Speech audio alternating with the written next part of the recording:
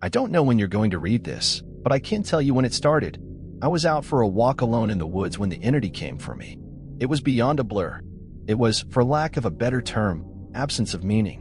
Where it hid, there were no trees. Where it crept closer, there was no grass. Through the arc it leapt at me, there was no breeze of motion. There was no air at all. As it struck, I felt the distinct sensation of claws puncturing me somewhere unseen, somewhere I'd never felt before. My hands and arms and legs and torso seemed fine and I wasn't bleeding, but I knew I'd been injured somehow. As I fearfully ran back home, I could tell that I was less. I was vaguely tired, and it was hard to focus at times. The solution at that early stage was easy. A big cup of coffee helped me feel normal again. For a while, that subtle drain on my spirit became lost in the ebb and flow of caffeine in my system. You could say my life began that week, actually, because that was when I met March. She and I got along great, though, to be honest. I'm pretty sure I fell in love with her over the phone before we even met. It was almost as if the strong emotions of that first week made the entity fight back. It was still with me, latched onto some invisible part of my being. The first few incidents were minor, and I hardly worried about them. The color of a neighbor's car changed from dark blue to black one morning, and I stared at it before shaking my head and shrugging off the difference. 2 days later, at work, a coworker's name changed from Fred to Dan. I carefully asked around, but everyone said his name had always been Dan. I figured I'd just been mistaken. Then, as ridiculous as this sounds, I was peeing in my bathroom at home when I suddenly found myself on a random street. I was still in my pajamas, pants down, and urinating, but now in full view of a dozen people at a bus stop. Horrified, I pulled up my clothes and ran before someone called the cops. I did manage to get home, but the experience forced me to admit that I was still in danger. The entity was doing something to me, and I didn't understand how to fight back. Mar showed up that evening, but she had her own key. "Hey," I asked her with confusion. "How'd you get a key?" She just laughed. "You're cute. Are you sure you're okay with this?" She opened a door and entered a room full of boxes. I know living together is a big step, especially when we've only been dating 3 months. Living together? I'd literally just met her the week before. Thing was, my mother had always called me a smart cookie for a reason. I knew when to shut my yap. Instead of causing a scene, I told her everything was fine, and then I went straight to my room and began investigating. My things were just as I had left them, with no sign of a 3-month gap in habitation, but I did find something out of the ordinary: the date. I shivered angrily as I processed the truth. The entity had eaten 3 months of my life. What the hell was I facing? What kind of creature could consume pieces of one's soul like that? I'd missed the most exciting part of a new relationship, and I would never understand any shared stories or in-jokes from that period. Something absurdly precious had been taken from me, and I was furious. That fury helped suppress the entity. I never imbibed alcohol. I drank coffee religiously. I checked the date every time I woke up. For 3 years, I managed to live each day while observing nothing more than minor alterations. A social fact here and there, someone's job, how many kids they had, that sort of thing, the layout of nearby streets, the time my favorite television show aired, that kind of thing. Always, those changes reminded me the creature still had its claws sunk into my spirit. Not once in 3 years did I ever let myself zone out. One day, I grew careless. I let myself get really into the season finale of my favorite show. It was gripping, a fantastic story. Right at the height of the action, a young boy came up to my lounger and shook my arm. Surprised, I asked, "Who are you? How did you get in here?" He laughed and smiled brightly. "Silly daddy." My heart sank in my chest. I knew immediately what had happened. After a few masked questions, I discovered that he was 2 years old and that he was my son. The agony and heartache filling my chest was nearly unbearable. Not only had I missed the birth of my son, I would never see or know the first years of his life. Mar and I had obviously gotten married and started a family in the time I'd lost, and I had no idea what joys or pains those years contained. It was snowing outside. Holding my sudden son in my lap, I sat and watched the flakes fall outside. What kind of life was this going to be if slips in concentration could cost me years? I had to get help. The church had no idea what to do. The priests didn't believe me and told me I had a health issue rather than some sort of possession. The doctors didn't have any clue. Nothing showed up on all their scans and tests, but they happily took my money in return for nothing. By the time I ran out of options, I decided to tell March. There was no way to know what this all looked like from her side. What was I like when I wasn't there? Did I still take our son to school? Did I still do my job? Clearly, I did, because she seemed to be none the wiser, but I still had a horrible feeling that something must have been missing in her life when I wasn't actually home inside my own head. But the night I set up a nice dinner in preparation, she arrived not by unlocking the front door, but by knocking on it. I answered and found that she was in a nice dress. She was happily surprised by the settings on the table. A fancy dinner for a second date? I knew you were sweet on me. Thank the Lord I knew when to keep my mouth shut. If I'd gone on about being married and having a son, she might have run for the hills. Instead, I took her coat and sat down for our second date. Through carefully crafted questions, I managed to deduce the truth. This really was our second date. She saw relief and happiness in me, but interpreted that as dating jitters. I was just excited to realize that the entity wasn't necessarily eating whole portions of my life. The symptoms, as I was beginning to understand them, were more like the consequences of a shattered soul. The creature had wounded me, broken me into pieces. Perhaps I was to live my life out of order, but at least I would actually get to live it. And so it went for a few years from my perspective. While minor changes in politics or geography would happen daily, major shifts in my mental location only happened every couple months. When I found myself in a new place and time in my life, I just shut up and listened, making sure to get the lay of the land before doing anything to avoid making mistakes. On the farthest flung leap yet, I met my 6-year-old grandson, and I asked him what he wanted to be when he grew up. He said, writer. I told him that was a fine idea. Then, I was back in month 2 of my relationship with Mar, and I had the best night with her on the riverfront. When I say the best, I mean the best. Knowing how special she would become to me, I asked her to move in. I got to live through what I'd missed the first go-around, and I came to understand that I was never mentally absent. I would always be there, eventually. When we were moving her boxes in, she stopped for a moment and said she marveled at my great love, as if I'd known her for a lifetime and never once doubted she was the one. That was the first time I truly laughed freely and wholeheartedly since the entity had wounded me. She was right about my love for her, but for exactly the reason she'd considered a silly romantic analogy. I had known her my whole life, and I'd come to terms with my situation and found peace with it. It wasn't so bad to have sneak peeks at all the best parts ahead. But of course, I wouldn't be writing this if it hadn't gotten worse. The entity was still with me. It had not wounded me and departed like I'd wanted to believe. The closest I can describe my growing understanding was that the creature was burrowing deeper into my psyche, fracturing it into smaller pieces. Instead of months between major shifts, I began having only weeks. Once I noticed that trend, I feared my ultimate fate would be to jump between times in my life heartbeat by heartbeat, forever confused, forever lost. Only an instant in each time meant I would never be able to speak with anyone else, never be able to hold a conversation, never express or receive love. As the true depth of that fear came upon me, I sat in an older version of me and watched the snow falling outside. That was the one constant in my life. The weather didn't care who I was or what pains I had to face. Nature was always there. The falling snow was always like a little hook that kept me in a place. The pure emotional peace it brought was like a panacea on my mental wounds. And I'd never yet shifted while watching the pattern of falling white and thinking of the times I'd gone sledding or built a snow fort as a child. A teenager touched my arm. Grandpa. Eh? He startled me out of my thoughts, so I was less careful than usual. Who are you? He half grinned, as if not sure whether I was joking. Handing me a stack of papers, he said, "It's my first attempt at a novel. Would you read it and tell me what you think?" Ah, of course. Pursuing that dream of being a writer, I see. He burned bright red. Trying to, anyway. All right. Run off. I'll read this right now. The words were blurry, and, annoyed, I looked for glasses I probably had for reading. Being old was terrible, and I wanted to leap back into a younger year, but not before I read his book. I found my glasses in a sweater pocket and began leafing through. Mar puttered in and out of the living room, still beautiful, but I had to focus. I didn't know how much time I would have there. It seemed that we had relatives over. Was it Christmas? A pair of adults and a couple kids I didn't recognize tromped through the hallway, and I saw my son, now adult, walk by with his wife on the way out the door. As a group, the extended family began sledding outside. Finally, I finished reading the story, and I called out for my grandson. He rushed down the stairs and into the living room. How was it?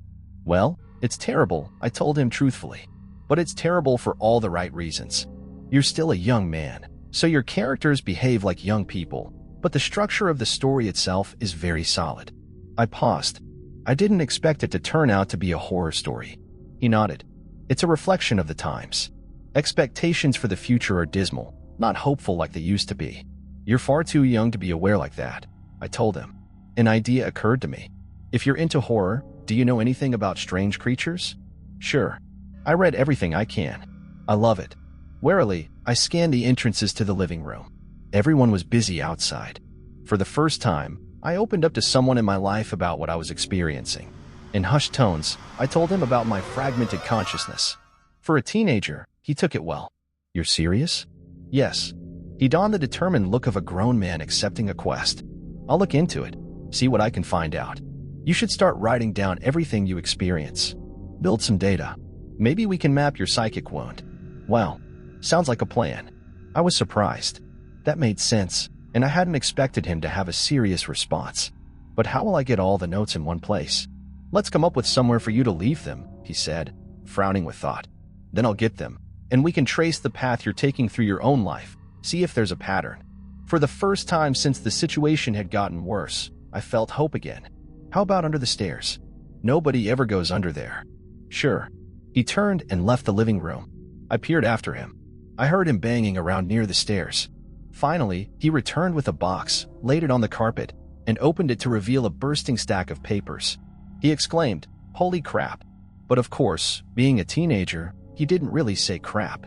Taken aback, I blinked rapidly, forgiving his cussing because of the shock. Did I write those? He looked up at me with wonder. Yeah, or you will. You still have to write them, and put them under the stairs after this. He gazed back down at the papers, then covered the box. So you probably shouldn't see what they say. That could get weird. That much I understood. Right. He gulped. There are like 50 boxes under there, all filled up like this. Deciphering these will take a very long time. His tone dropped to deadly seriousness. But I will save you, Grandpa, because I don't think anyone else can. Tears flowed down my cheeks then, and I couldn't help but sob once or twice. I hadn't realized how lonely I'd become in my shifting prison of awareness until I finally had someone who understood. Thank you. Thank you so much. And then I was young again, and at work on a random Tuesday. Once the sadness and relief faded, anger and determination replaced them. After I finished my work, I grabbed some paper and began writing. While the weeks shifted around me, while those weeks became days and then hours, I wrote every single spare moment about when and where I thought I was. I put them under the stairs out of order. My first box was actually the 30th, and my last box was the 1st. Once I had over 50 boxes written from my perspective, and once my shifting became a matter of minutes, I knew it was up to my grandson to take it from there. I put my head down and stopped looking. I couldn't stand the river of changing awareness any longer. Names and places and dates and jobs and colors and people were all wrong and different. I'd never been older. I sat watching the snow fall. A man of at least 30 that I vaguely recognized entered the room. Come on, I think I finally figured it out. I was so frail that moving was painful. Are you him? Are you my grandson? Yes. He took me to a room filled with strange equipment and sat me in a rubber chair facing a large mirror twice the height of a man. The pattern finally revealed itself. How long have you worked on this? I asked him, aghast. Tell me you didn't miss your life like I'm missing mine. His expression was both stone cold and furiously resolute. It'll be worth it. He brought 2 thin metal rods close to my arm and then nodded at the mirror.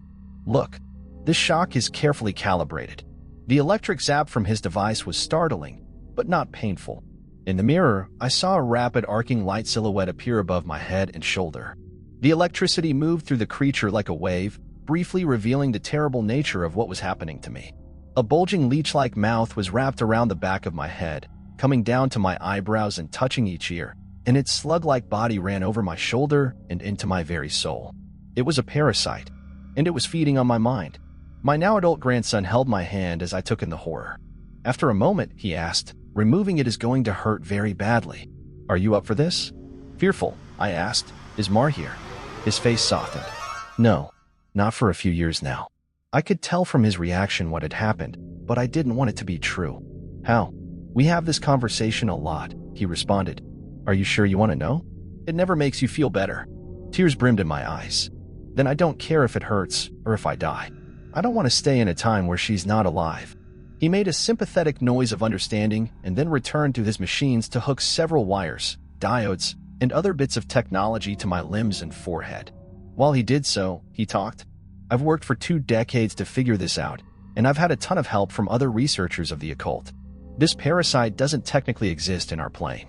It's one of the lesser spawns of latched, and it feeds on the plexus of mind, soul, and quantum consciousness/reality. When details like names and colors of objects changed, you weren't going crazy. The web of your existence was merely losing strands as the creature ate its way through you. I didn't fully understand. I looked up in confusion as he placed a circlet of electronics like a crown on my head in exact line with where the parasite's mouth had ringed me. "What's latched?" He paused his work and grew pale. "I forgot that you wouldn't know. You're lucky, believe me." After a deep breath, he began moving again and placed his fingers near a few switches. "Ready? This is carefully tuned to make your nervous system extremely unappetizing to the parasite, but it's basically electroshock therapy." I could still see Mars smile. Even though she was dead, I'd just been with her moments ago. "Do it." The click of a switch echoed in my ears, and I almost laughed at how mild the electricity was. It didn't feel like anything, at least at first. Then, I saw the mirror shaking and my body within that image convulsing. Oh, no. It did hurt. Nothing had ever been more painful. It was just so excruciating that my mind hadn't been able to immediately process it. As my vision shook and fire burned in every nerve in my body, I could see the reflected, trembling light silhouette of the parasite on my head as it writhed in agony equal to mine. It had claws, 6-clawed lizard-like limbs under its leech-like body, and it cut into me in an attempt to stay latched on. The electricity made my memories flare. Mars' smile was foremost, lit brightly in front of a warm fire as the snow fell past the window behind her. The edges of that memory began lighting up, and I realized that my life was one continuous stretch of experience. It was only the awareness of it that had been fragmented by that feasting evil on my back. I'd never managed to be there for the birth of my son.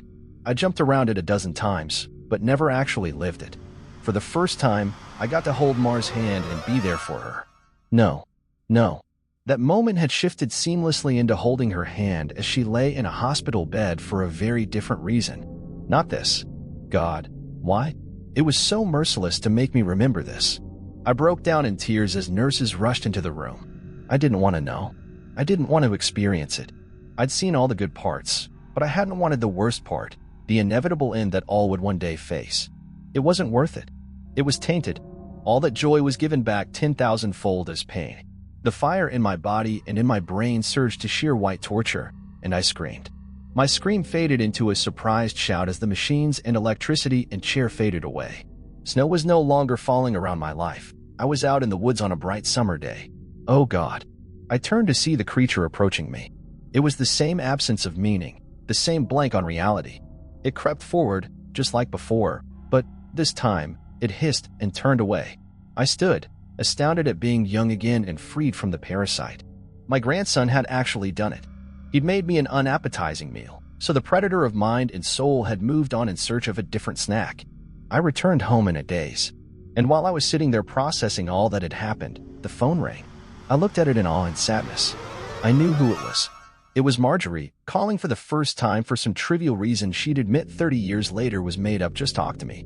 But all I could see was her lying in that hospital bed dying. It was going to end in unspeakable pain and loneliness. I would become an old man, left to sit by myself in an empty house, his soulmate gone long before him. At the end of it all, the only thing I would have left, sitting and watching the falling snow. But now, thanks to my grandson, I would also have my memories. It would be a wild ride, no matter how it ended. On a sudden impulse, I picked up the phone. With a smile, I asked, "Hey, who's this?" Even though I already knew. Author's note. Together, my grandfather and I did set out to write the tale of his life. Unfortunately, his Alzheimer's disease progressed rapidly, and we were never able to finish. He's still alive, but I imagine that, mentally, he is in a better place than the nursing home. I like to think he's back in his younger days, living life and being happy, because the reality is much colder. It's snowing today. He loves the